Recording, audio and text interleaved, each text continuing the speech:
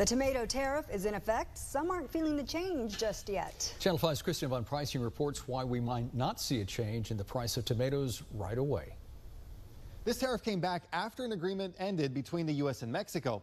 Some say they're seeing a price change, but not all. Today at the McAllen Terminal Market, a place that marks the pulse of produce that's headed across the border. There are lots and lots of onions headed this way, and not so many tomatoes. Sí hemos visto en estos últimos días un incremento al precio. This is Carlos Ayala, manager for Amore Produce, a company that handles shipments from Mexico to the U.S. He says over the last several days, the price of a box of tomatoes has gone up another $3. He says the tariff is here, affecting him as well as other transporters and growers in Mexico, and eventually, consumers. Como fin, pues el consumidor es uno también de los principales afectados porque es el que va a terminar pagando ese impuesto. Starting Tuesday, the Department of Commerce announced the renewal of tariffs on these imported tomatoes, adding another 17.5% to the price. But Ayala says the customer may not feel it just yet.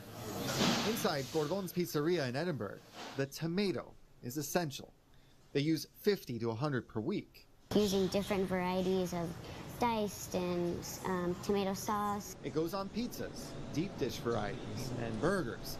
This restaurant that's proud to be Chicago style relies on the shipments of tomatoes. Like half of our menu is tomato based as far as ingredients, something that people can add to their burger, to their pizza. Owner Alyssa Cordon says they haven't felt the change so far. Their supply of tomatoes is coming from Florida and California. She says if the price increase did come, it would have an impact on their set prices. I don't know, we would have to reprint and just kind of, it's going to be hard to explain to people. She says they'd likely absorb the cost rather than pass it on to their consumers. Back at the terminal market, Ayala says the increase will be seen by customers eventually. Supply contracts that set prices for several weeks at a time will run out, he says, and then you'll see it more. Una vez que se terminen esos contratos, evidentemente se va a incrementar el precio.